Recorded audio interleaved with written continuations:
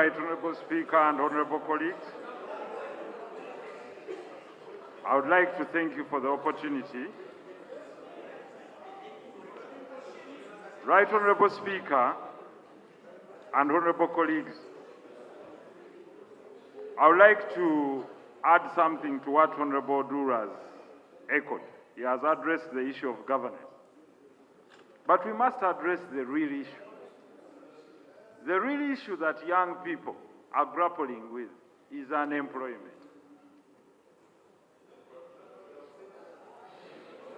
For me, I'll speak for what my constituents are talking about. Our population is between 25 million people. We have 25 million people between the age of 17 and 64. And whenever you go back home, honorable colleagues, you will attest that nearly 30% of your constituents are presenting you with CVs and asking you to help them find jobs. Parents are grappling with the issue of looking at their children after graduating and being skilled and looking at them with the pain of having no access to opportunity. We can talk about change of leaders, we can talk about change of policies, but for as long as we do not address the issue of access to opportunity, then we shall not have addressed the real issue.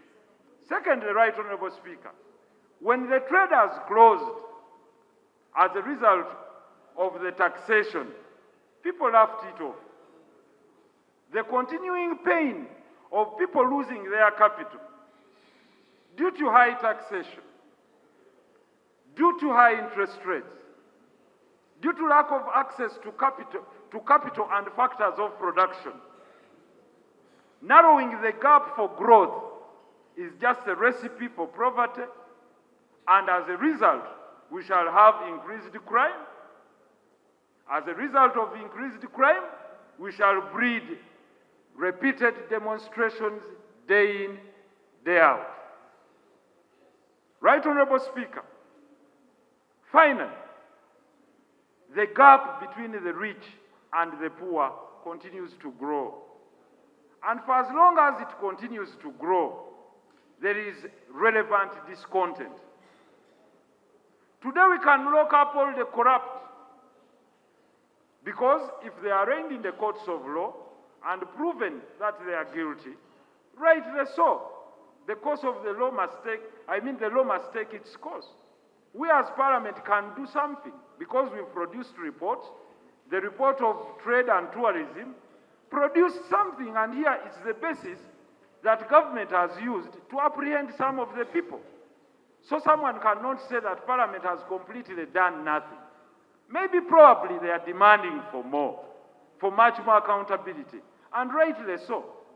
The Honourable Du clearly said that people, after failing to access us here, they want to access us at our own homes. I support that.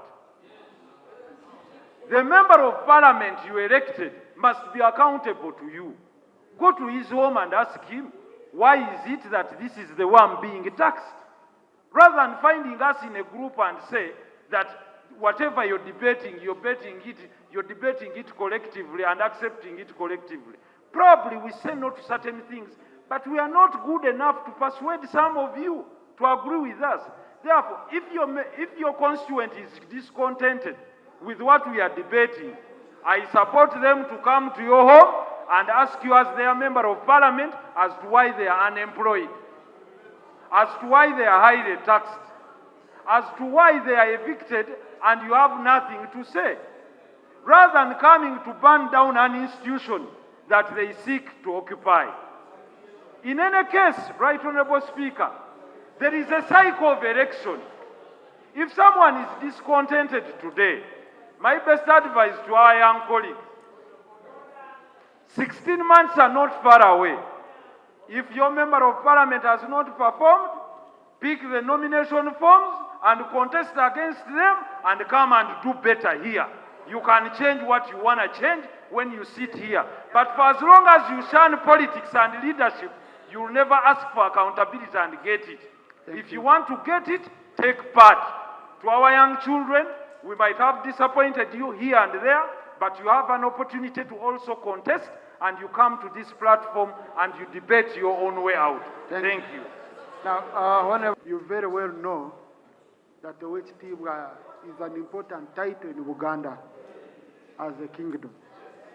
And it's very, very important to correct the record so that they don't meet Owechitiibwa from Uganda and they run after him because Honorable Duru's, the transaction he got might be different.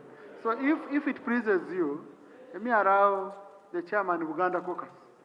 We have here. Right Honorable Speaker. Right Honorable Speaker. Actually, I am an honorable member. I'm not Owechitiibwa. Owechitiibwa in Uganda is a member of the Uganda Ruchiko. And is so treasured within our cultural setting. I may understand Odul not being from here to have insinuated. So to insinuate, even on the street, that Owechitiibwa equals to a thief is there to undermine that title. After the Katikiro, all ministers of the Kabaka are titled Owechitiibwa. All members of Ruchiko are called Owechitiibwa. Therefore, Right Honorable Speaker, may I move that you expunge the submission of Mr. Odul where it refers to Owechitiibwa as a thief. If he doesn't personally, withdraw it. Yes, that's what I wanted to go for, that the Jonathan Odura, I know, can easily clarify the record and the answer will capture it very well. Mr. Speaker, I thank you so much. I started by putting it clearly, and I'm really sorry because I don't speak Luganda. I only felt what people relate to me. Having now understood that the title Owechitiibwa is a preserve for honorable, distinguished servants who serve the Kabaka of Uganda, and not people who sit in this parliament. No, but what if Honorable Jonathan, a person was giving you a very good title because you're doing well your work, your Owechitiibwa. The one who translated gave you a wrong. Yeah, and that's what I'm coming to. Yeah. And having now been educated by the chairman of Uganda Caucus in Parliament, that this title is a preserve. First, I condemn anyone who will continue to translate to me that title in the wrong way. And starting today, going forward now, I withdraw and will only use it whenever I meet a distinguished member of the Kabaka's government. I withdraw. And whenever you're called Owechitiibwa, accept. It's an honor. Yeah, thank you. Yes, Honorable Namuga. Exact balance. We have gender, we have what. And it's not how many times you stand up. I'm seeing you. I know members who. Thank you, Right Honorable Speaker. And I want to thank you for your patience.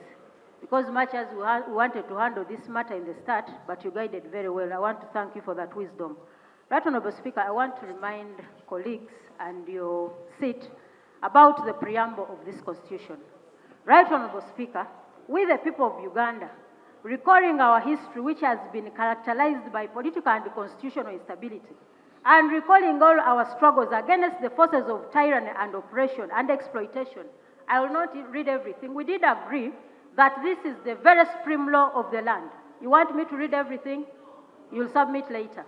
Right Honorable Speaker, we all agree that this is the most supreme law of this land. And we all agree that Uganda operates under a multi-party political system. Right Honorable Speaker, as National Unity Platform, on Monday, we are meant to have a press conference. When we went to have the press conference, we found every color of uniform of police, of defense forces of this country. There was UPDF, there was police. The only uniform I didn't see was prisons, Right Honorable Speaker. And by yesterday, our colleagues were arrested. Our colleagues were arrested I was mistreated. Right Honorable Speaker, I agree by the submission of the Right Honorable Prime Minister that it could be the police forces detected crime. But I thought the same force that you used to oppress us, the people of the opposition, would have been the same force you would have used to keep peace in that place so that we could hold the press conference. You had all the forces. You had the police, you had the army. You would have guided very well and have us in-house such that we could have the press conference. Right Honorable Speaker, the party wrote a letter requesting to have Kololo on 22nd as our place to celebrate the 4 years. And you denied us Kololo because you were innovating. We agreed. We went to Kavule, the party headquarters, that are well known to all of you colleagues. It is not our crime that as a party, you've not yet constructed headquarters. But we have a very big place, Right Honorable Speaker. We have a very big place and we could fit there. So, Right Honorable Speaker, if the National Unity Platform went ahead to have its party headquarters, is it a crime? Is it a crime for us to hold meetings in that place? And Right Honorable Speaker, as the leader of this House, and our colleagues are in prison, I thought this would be a matter of national importance to you as a Speaker. How can your members be held in prison for no good reason? Because we are operating under multi-party system. And Honorable Speaker, I request you to guide. I don't know whether government wants to start giving directions on how the opposition should move. Namuga from home, you must go to here, from here get to the other place. If that is the direction, then write to us. And you formally inform us on how we should move. Guide on the direction.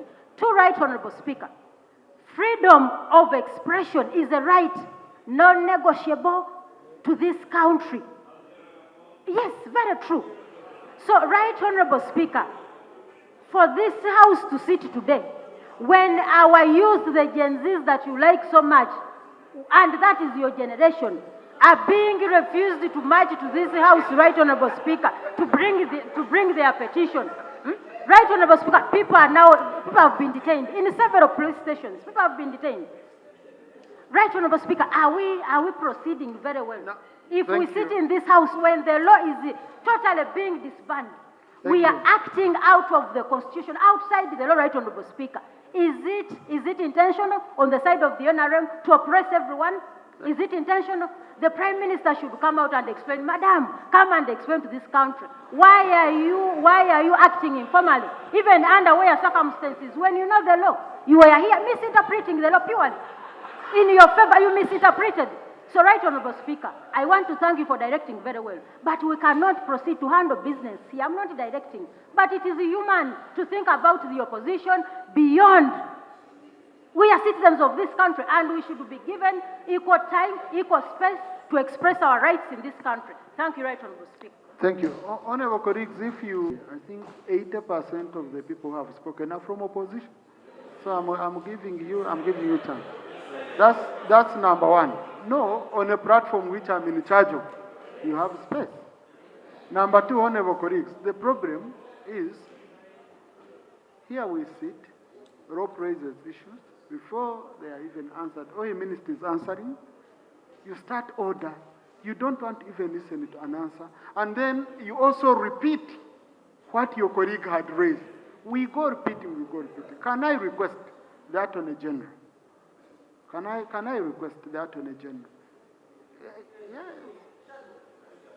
So are they raising the same? Because you see, if we are repeating ourselves, okay? Yes. Because if you're saying yesterday they raided officers, colleagues are in prison, can't the Attorney General first clarify on that, guide us on that, and then if there are gaps, I give you chance. Sometimes when we listen, our issues are sorted. Yes. Attorney General, no, I'm going to give you a chance. Honorable Speaker. Please, Honorable.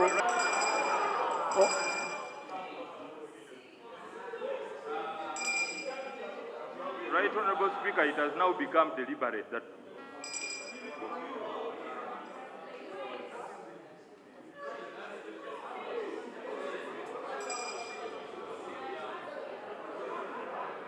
I just wanted to know whether the member has now settled, if he feels he has been heard. Attorney General? Thank you very much. Right Honorable. Mine is to just guide on the issue of the colleagues who have been arrested. This rule about not discussing matters which are in court can be a good rule even for the person whom you think you are defending. I have sat here and listened to many versions of what transpired at the place where they were arrested. I have had also different versions of what transpired at that place. So in an attempt to think that you're doing them a favor, you may actually do them a disservice. So when these matters are in court, when you stand here and say this person was doing this and this and this, you have no idea what this person has told the police he was doing. So you may actually do them a disservice. So as is correct, they need to be handled in accordance with the law, but let's also manage ourselves in that same orderly manner for them. So, Right Honorable Speaker, if a colleague has been arrested, there are two things that we need to work to ensure. One, that the person has been detained in a place that is properly gazetted. And number two, that this person is not held longer than the period that the Constitution allows. I cannot stand here and say I know why they were arrested.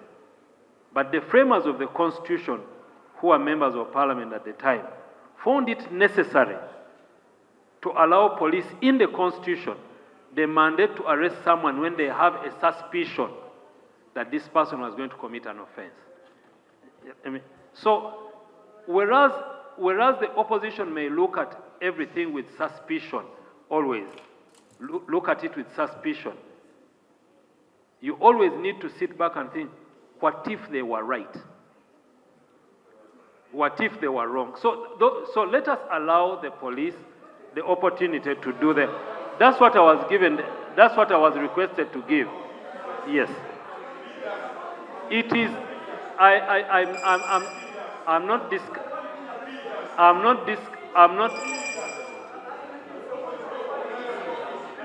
No. No. You see, when we speak like that, even that is not good. If you want to share with me, you will share with each other with respect. And my view, just like yours, needs to be listened to. Honorable, yes. Honorable Sechi. I allow the information. But you are off, you no longer have any flow to use it. But Honorable Batsarira, it's okay. Right Honourable Speaker, I want to thank you. Learned Attorney General, I hear you on the explanation in the Constitution. And the information I wanted to share with you as our boss, head of the bar, is that the matters under discussion are matters that have been a subject of judicial attention and judicial interpretation. The issue of powers of the police. And the reason why these issues are being raised here is not for purposes of sub judice. It's really for the bigger purpose of the conduct of the police towards association of freedoms. You know, the Mwanga Chivumbi case has highlighted the extent of the powers of the police, and other, in fact, in the latest judgment, the lead judgment written by Justice Sebodion was very clear on the mandate of the police. Now, what we are experiencing now is that police is drifting away from the guidance of the Constitutional Court in the conduct of their affairs. And I think that's where the problem is. For example, the issue of meetings of political parties are outside the purview in terms of notification. That a party, an organ of the party, can convene a meeting without necessarily notifying the police, as opposed to a public meeting or a rally. And the courts have been very clear on that. On the issue of reasonable suspicion, the courts have also guided. In fact, reasonable suspicion cannot be done whimsically. That was the word the courts used. So the police cannot say, we suspect that so and so will commit a crime. So it is really about judiciousness and reasonableness in the conduct of the police. And I think that is the bigger concern where we find ourselves, and where you need to guide, especially on powers of the police in light of the decisions of the Constitutional Court. Attorney General, before you respond, you could also pick on a... Thank you very much, Right Honourable Speaker.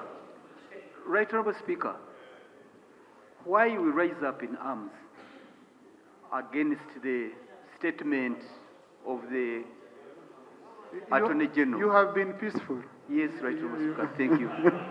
Most obliged, Right Honourable Speaker. Is when the security forces of this country turn a matter that is purely political and they try to punish it by using courts. This is not the first time, honourable members, I've been here. We've had such similar incidents in the past, like walk to work. And I wish the Attorney General today and the Inspector General of Police, Byakagaba, could take a leaf from the retired IGP Ochola. There are instances where even if you suspect, you can keep these members. At a reasonable time, you set them free. Like usually they used to curtail the opposition by holding them until late hours in the night when there was nobody to walk home with. They are taken to their homes. That wasn't the best. We condemned it.